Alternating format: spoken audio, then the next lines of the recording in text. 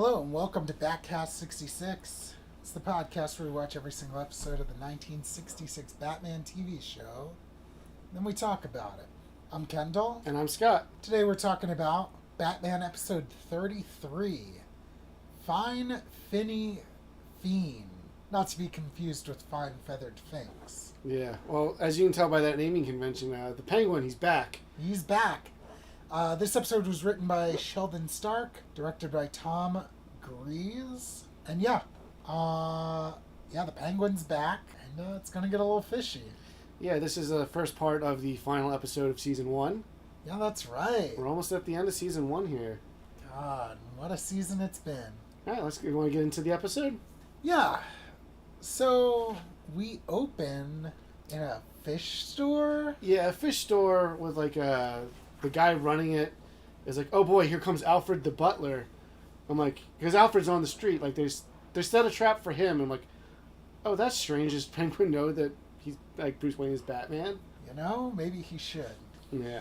But, now they, lure him in with, a deal on caviar, because he needs, 20 pounds of it.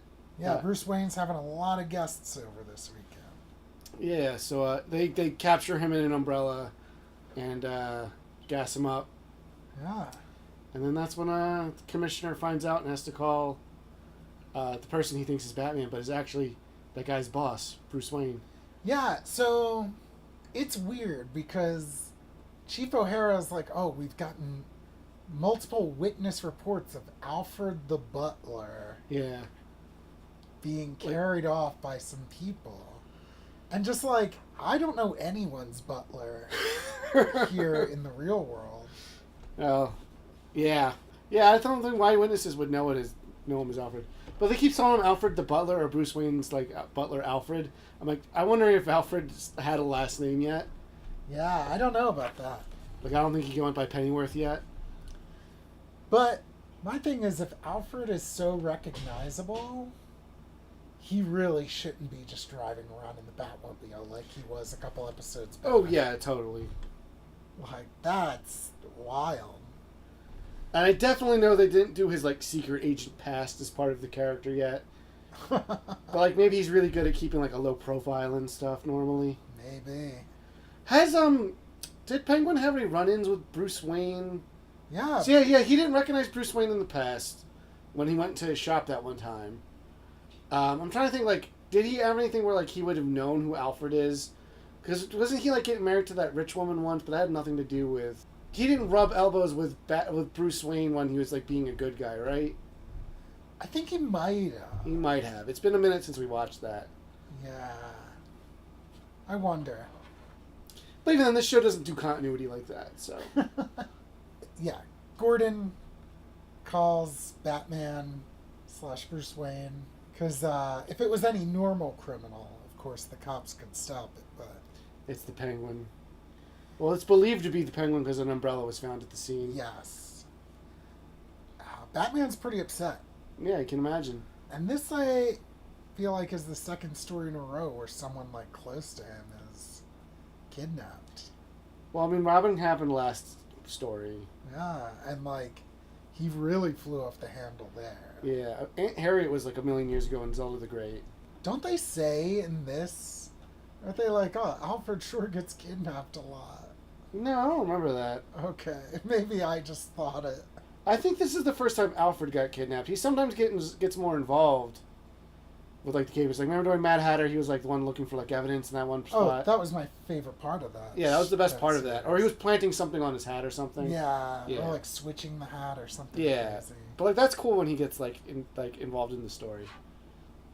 Yeah, for sure. Well, with agency. It's not, this is fine, but this isn't as cool.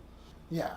So, Batman and Robin head to police headquarters, and they come to the conclusion that Alfred would be one of the only people who knew the location of this huge charity dinner. Yeah, for all the multi-millionaires, there's 12 of them, where they each bring $1 million in cash for a charity. Yeah. So obviously that would be a plum spot to rip off. For sure. It's known that Alfred does all of the food. He oversees all the food and stuff. Yeah, he's the major domo. Yeah, don't they say that? Yeah. But does it Batman and Robin point out that he doesn't know? Yeah, because it hasn't been decided yet. Yeah, I forget how they explain that they don't know that, or they know that as Batman and Robin, and not because they're Bruce Wayne. Well, who knows? Or maybe the Penguin figures it out. Yeah. Yeah, because there's the one guy, I think his name is Shark, it says on his shirt, is trying to interrogate him. He's like, he can't tell you what he doesn't know. So from Police HQ, we cut to the Penguin's headquarters. Yeah. Which... I don't know if it's the same set, but it's very reminiscent of it. Very reminiscent of the United Underground headquarters from the movie. It doesn't help that there's a giant octopus on the wall in the back. Yeah. Yeah, I think it's the same set. It could just be redressed. Yeah. But it makes sense. They're both, like, buildings on a dock. Yeah, You know? for sure. It's just like, yeah, it's kind of weird because that's the next part of the Batman story. After this, if we were going in order. Like, release order, yeah, we would have to do Batman the movie after this two-parter. Which we're going to eventually. We're going to do something special with that, so just stay still, sit tight. Yeah, stay tuned. But yeah, Penguin has, I guess, 3 goons in total, but we only meet 2 here. Yeah, one just shows up at the end, in, like, the last fight. And I'm not counting his, like, dame as a goon. Yeah. I think she says her name's, like, Vanilla or something. Vanilla. Oh, Finella? Yeah. Oh, okay. Because of fins. Yeah. Yes, it's like Shark and Octopus. Yeah. The guy who's playing Octopus has a very obvious bald cap on. Yeah, he looks like a freak. And the other guy just looked weird. 2 freaks. Yeah. Swordfish is alright, but he doesn't show up yet. Yeah. We come into the Penguin's headquarters, and Finella is just like... Wearing a bathing suit, yeah. Wearing a bathing suit, just prancing around, like... Or not so much prancing as, like, strutting, like... Yeah, she's like walking on a runway, Yeah, and it's just like, what is happening? Now, Penguin... Yeah, I noticed this other thing before I noticed her, where Penguin's writing a letter using the tip of an umbrella like a quill. It's so insane. Yeah. I think I was like, is he writing with the umbrella? Alfred says he doesn't know where the dinner's going to be, and even if he did, he wouldn't tell you because he would never betray his master. Yeah. Penguin has a fix for that, though. He's got the penguin box. Yeah, the penguin box. I guess it's like a brainwashing device. Yeah, he puts Alfred in this, like... It's like one of those, like, personal, like, steamer things that, like, old-timey gyms would have. Yeah. With, like, a series, like, an archway above it with, like, Christmas lights on it. Yeah, and he's, and a big sign that says the penguin box. Yeah. And he's, like, wearing this, like, big, like, plastic, like... It almost looks like a football player's, like, shoulder pad gear. It's very strange. Yeah. And they turn on the penguin box, and Alfred gets real sweaty. Yeah. Like, probably sweatier than anyone in this show has ever been. And Bruce Wayne was almost on fire that one time, which was also a Penguin episode. He's way sweatier than Bruce Wayne. So, yeah, basically, Alfred's brainwashed, and the Penguin is his master. Yeah, so basically, once he finds out where this is, he's going to tell Penguin. We cut back to the fake fish store, which has been bleh. Which has been completely emptied. Yes, thank you. You're welcome. Except for there's a spattering of caviar on the wall, which Robin just eats. Yeah. Don't eat evidence. Don't eat anything you just find on the wall. Yeah, that's the bigger thing, yeah. But then they find the ad that brought Alfred there. Yeah, and they notice... The proprietor's name. Yeah, the proprietor of this fake fish store is one Knott, Knott. Which I don't think is a real name. Middle initial A, last name Fish. Yeah. Which is true, Penguin's not a fish. Penguin is not a fish. So, I mean, if you've been around for a minute, you know that this is the Penguin's whole deal. Yeah, he has like these punny fake names. And sometimes they're not even puns. The one time was just P. and Gwyn. Yeah, well, we haven't gotten there yet. I know, but I'm just saying we know about it. I'm pretty sure we've mentioned it the last time he's had a fake name like this. Probably. So you actually put forth an idea while we were watching. Yeah, because they're eventually like looking. They get a clue later where they're like, it narrows down their search and like they see the name, not a fish. I was like, I wonder if while he's got his criminal enterprises going, he does have all of these like legitimate or semi-legitimate businesses under fake names. So that way, when he gets out of jail, he can just. That's why all of a sudden he has like an umbrella factory. It like already existed. Yeah. You know. Which makes sense. He needs a place to get his own umbrellas. Yeah, and that when you get that way you can stop paying like retail price. You know. Yeah, and then you gotta re-outfit to have a helicopter in there or whatever. Yeah, the penguin copter. Just its straps are like an umbrella that spins around. Yeah, that's what you had in Batman Returns. I know. Gotta fly. I haven't thought about Batman Returns since we recorded that episode. Yeah, where everyone disagreed with me about how good it was. It's one of my least favorite Batman movies. Anyway, the bat phone is ringing. The one in the Batmobile. Yeah. Batman and Robin leave the fish shop. Answer. And begin to run to the Batmobile, but who is it? Robin almost gets nailed by a car. Yeah, he almost gets hit by a car. And Batman's like reminds me he needs to watch both ways before he crosses the street. Yeah, it's ridiculous. It's Gordon, because it's always Gordon. And guess who's back? Guess who wasn't kidnapped at all? Alfred the butler. Alfred the butler. He's back. He's back at Stately Wayne Manor. Yeah, he's okay. We cut back to the Batcave, and Alfred's polishing the Batmobile. Yeah, and Batman and Robin are there, and they're like trying to talk to him about where he's been, but he's been like kind of he's acting like he wasn't kidnapped. But, they kind of know he was. Yeah, well, he was brainwashed to completely forget he was kidnapped. Yeah. So they put him under a little test. And they start showing him like a slideshow. Criminals. Yeah, and we get two people. Two random guys. And Batman's like, do you know this man? Do you know this man? Yeah. Alfred replies no to them. Fun little fact about those guys. Yeah, they're, I forget their names, Kendall has it in front of him. But they're two guys that work on the show. Yeah, William Dozier, who... I know we've seen his name. He's either a writer or a director. I think he might be the producer. I think he's the too. producer, yeah. And Howie Horwitz. Who's a name we also see in most of the credits. I think they might both be the producers. Yeah, that would make sense. Yeah. But then we get to a familiar face for us now, which is Shark. Shark. Alfred does not recognize him. We get to Octopus. Alfred does not recognize him. Then we get to Penguin, and Alfred does not know who that is, when Alfred should definitely know who the Penguin is. At least. Yeah. Like from prior adventures. Yeah. Have they crossed paths? Probably. They have to have. He has to know who the Penguin is.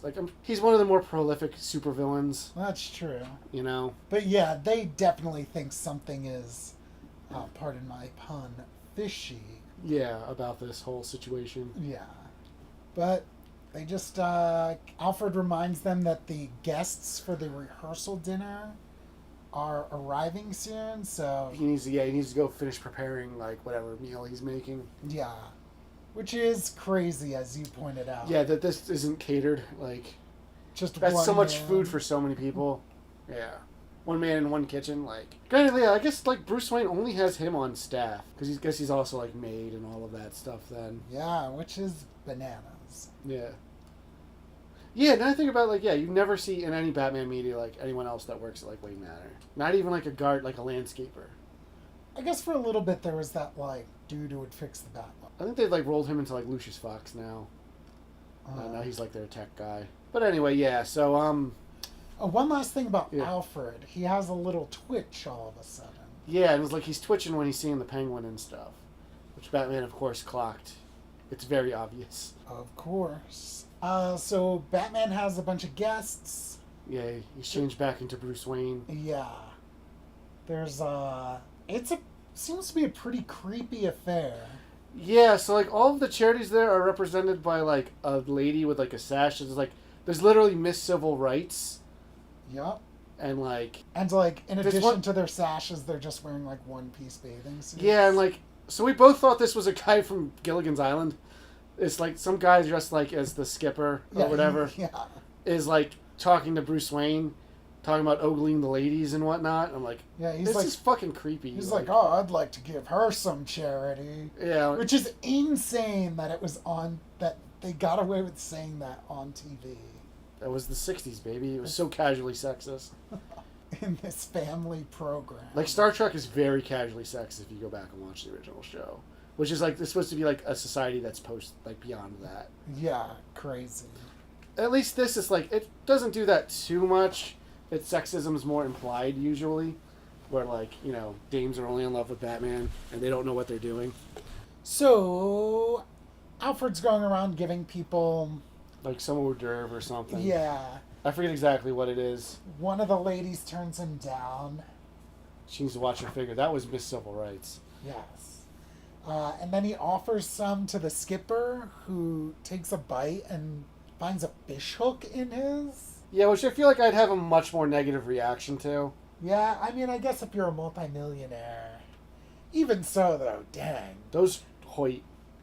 Yeah, I guess he didn't get hurt. Alfred apologizes. He says it must have fallen out of his day coat. Yeah, when he was getting caviar or whatever. Yeah, seems a little fishy. Yeah. Buckle up, folks. There's going to be a lot of that. Bruce and Dick find the fish hook. They're like, oh my god, a clue. And they just leave their party and go to the Batcave. Yeah. Yeah, and that's when they start doing, like, the investigation. They find, like, a place on the pier owned by not a fish. Yeah, and they figure that must be the spot. Yeah. So, I guess they never go back to their party? I guess they might. Because whenever we see them again, like, it's an unspecified amount of time later. That's true. But they're investigating. Yeah. And the Penguin and his goons are, like, waiting outside. No, they're at, like, his pier, because that's where they go to confront them. Yeah, but they're, like, outside of the pier, like, waiting for Batman and Robin. Like, they're hiding behind, like, a fence or something. I mean, you assume Alfred might have clued them in. Well, yeah, that was the plan. They're like, oh, I knew they would find that fish hook. Yeah. Yeah, so they enter, like, his lair, and it's, like, a room full of, like, unopened beach umbrellas, so, like, they've got the really long, like, staff part. Yeah. Penguin and his goons are, like, hiding. Yeah. And then, like, I mean, there's a gag where the dame's trying to sneeze, the penguin puts his finger up to her nose. They find, like, a little mechanical penguin on a table, and that's when he springs his trap where all the umbrellas open and just kind of annoy everybody. Because then they fight, like, in this, like, sea of open umbrellas. And, like, it gives them nobody any clear advantage or disadvantage. And, long story short, at the end of the fight, Batman and Robin are captured. Yeah. And then his one goon's like, well, I'm going to kill them now. He's like, no, you fool. We'll put them in the vacuum chamber. And then you were talking about, like, yeah, why don't they ever just kill them? I was like, well, if you have this crazy contraption, you want to use it. So they're going to put them in this room where they're going to, like, use a reverse bellows to suck out all of the air. Yeah. If you have it, you want to use it. I guess so. But after, like, this is what, Penguin's, like, 5th go-around? This is, like, his 3rd, I think. No. He had Fine Feather Finks, which I forget what that plan was. Yeah, let me look it up. Consult the Bat book. He went straight. Yeah, but not yet. He ain't. What else did he do? There's Fine Feathered Finks, the Penguins, and a Jinx. That's what the umbrella fact. I believe so, yes. I just got the giant umbrella. The Penguin goes straight, not yet, he ain't. Is 21 and 22. Yeah, and then it's this. This is his 3rd one. Oh, really? Yeah. I thought he showed up a lot more often. Oh, well. I mean, it's just the first season. Like, Catwoman only showed up once this season. That's true. The Joker, I think, only did twice. Joker trumps an ace, Batman sets the pace. Is that with the utility belt? That one... No, I think that's the... No, that's the Maharaja one. I think he was in 3 episodes. Because he also went to school. He went to school, and then there was the normal one where he steals the utility belt. Yeah, so he was in 3. So he's got... Penguin's just as much as the Joker in this. Okay. One less than Riddler. Okay. It's just his are more spread out, I feel. I feel like Joker was like a couple of them not too far apart from each other. Well, so all the gas is getting sucked out, and there's a meter with, like, how much oxygen is left in the room. It's, like, fine enough for everybody, like, enough for an elephant. It keeps going down. Yeah. It, like, left off at, like, mouse, so I don't know how they're alive. Yeah. I guess you can go a certain amount of time without some oxygen. So yeah, that was this episode. I don't know. I think a weak start for Penguin. Yeah, not really sure what the game plan is. I mean, other than robbing these millionaires, but like, is it going to be that straightforward? I mean, I guess so. We'll Yeah. see. But I feel like we've been maybe spoiled. Maybe, but like, Penguin's also some of my favorite episodes so far. That's true. Let's see what happens. Yeah, I mean, it's still entertaining. Burgess Meredith's Penguin is so good in any way. Oh, yeah, so good. Alan Napier as Alfred is pretty great. I think I might have. I don't know if I've said it on the podcast, but I think this might be my favorite Alfred. Oh, yeah, he's by far the best one. Yeah, not that it's like a lot of competition, but Yeah. Sometimes the animated series Alfred makes me laugh. yeah, I like that. I like him, but like he doesn't really get involved much. He's more just got like the sarcastic wit that this Alfred does have, but because of like the more good-hearted nature of this universe, like it's not as like biting sometimes. Yeah. And like I like Michael Caine's Batman, or you know, in Batman Begins and stuff, but like that's a very different take on like the whole franchise. Yeah. And like that version of Alfred's not my favorite version of Alfred. I think he's still dead in the comics. Oh, is he? I think so. Who killed him? I don't remember. Somebody. I wasn't reading it, and like I don't. It's one of those things when someone dies in a comic book, like I immediately don't care because you know they're gonna get undone. Like Kamala Khan was just killed in Spider-Man. They just came out with their funeral issue, and like not no less than 2 days later, they announced her return as a mutant. Now she's an X-Man. Thank God. We need more X-Men. That's the one thing we were missing was mutants. Alright, well, I guess we will see y'all in 2 weeks where we find out if the Penguin succeeds at robbing the Gotham Millionaires. multi-millionaire club or whatever. All right. See you next time. Same Batcast time. Same Batcast channel.